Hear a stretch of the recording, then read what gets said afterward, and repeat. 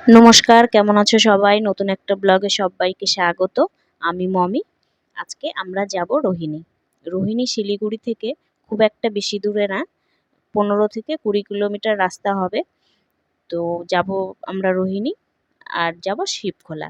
আগে যাব রোহিণী, তারপরে যাব শিবখোলা। আর শিলিগুড়ি থেকে কিন্তু শেয়ার গাড়ি পেয়ে যাবে। এটা কার্শিয়াং রোড হয়ে যায়, দার্জিলিং মোড় হয়ে কার্শিয়াং রোড হয়ে যায়। তো তোমরা চাইলে কিন্তু শেয়ার গাড়িতে যেতে পারো। আর যারা বাইক নিয়ে যায়, অনেকে বাইকাররা, তারা বাইক নিয়ে যেতে পারো। আর যাদের নিজস্ব গাড়ি আছে তারা তাদের নিজস্ব গাড়ি নিয়ে যাবে, যাদের যাদের ইচ্ছে মতো যেতে পারো।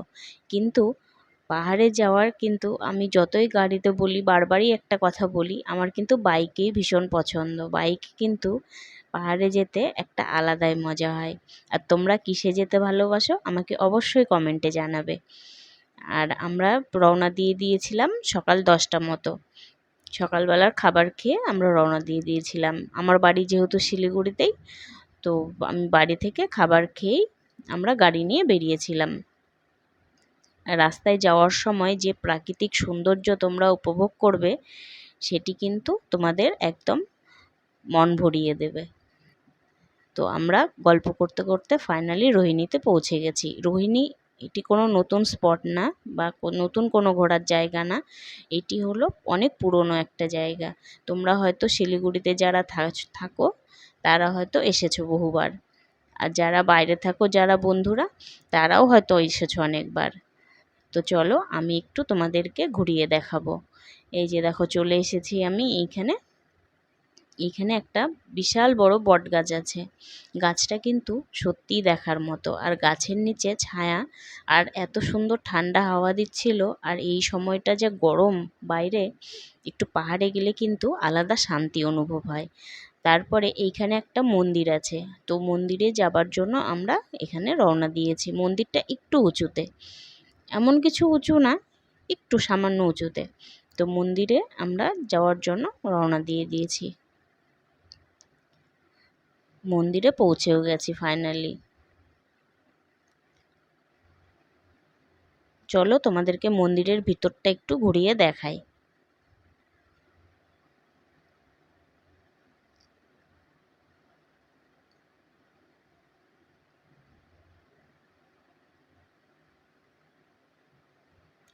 এটা কি মন্দির আমি ঠিক বলতে পারবো না। ওখানে অনেকগুলোই আমি ঠাকুরের মূর্তি দেখেছি। আর মেন এই যে পাথরটা, এই পাথরটিকেই মনে হয় পুজো করে।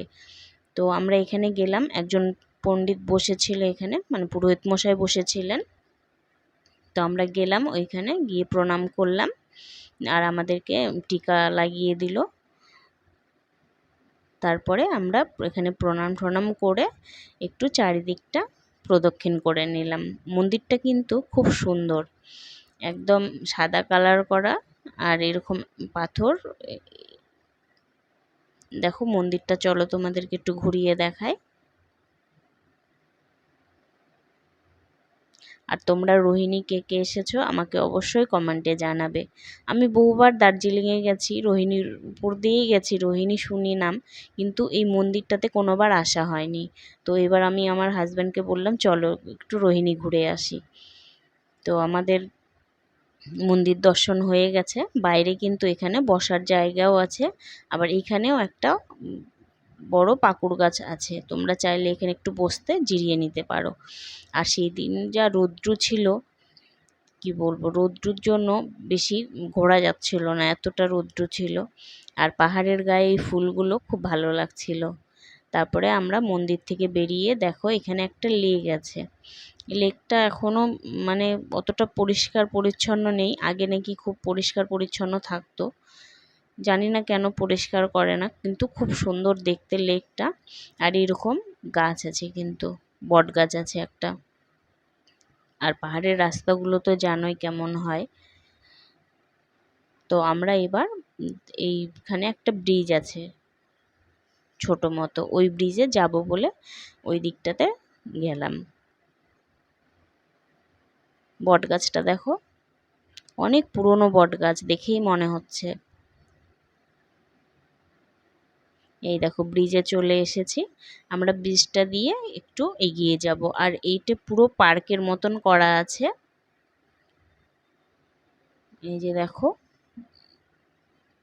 তারপরে আমরা ওখান থেকে বেরিয়ে এলাম। এখানে একটা দোকান ছিল, এখানে চা, কফি, ম্যাগি, মোমো এসব পাওয়া যায়, চিপস, কুরকুরে এগুলো পাওয়া যায়। তো ছেলে কয়েকটা চিপস নিয়ে নিল। তারপরে আমরা এখান থেকে বেরিয়ে যাব।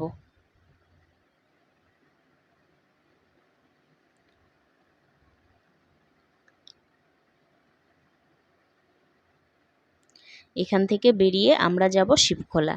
শিবখোলা যাবার পথে এখানে একটা ওয়াটারফল দেখতে পাই। এরকম রাস্তায় তোমরা ছোট ছোট প্রচুর ওয়াটারফল দেখতে পাবে। তো আজকে ব্লগটা তোমাদের কেমন লাগলো অবশ্যই জানিও। ভালো লাগলে একটা লাইক করে দিও। আবার কোনো অন্য ব্লগে দেখা হচ্ছে তোমাদের সঙ্গে। আর এরকম ব্লগ ভিডিও পেতে গেলে আমার চ্যানেলটিকে ফলো করে দিও। আর যারা ইউটিউব থেকে দেখছো তারা অবশ্যই সাবস্ক্রাইব করে দিও। ধন্যবাদ, ভালো থেকো, সুস্থ থেকো, টাটা।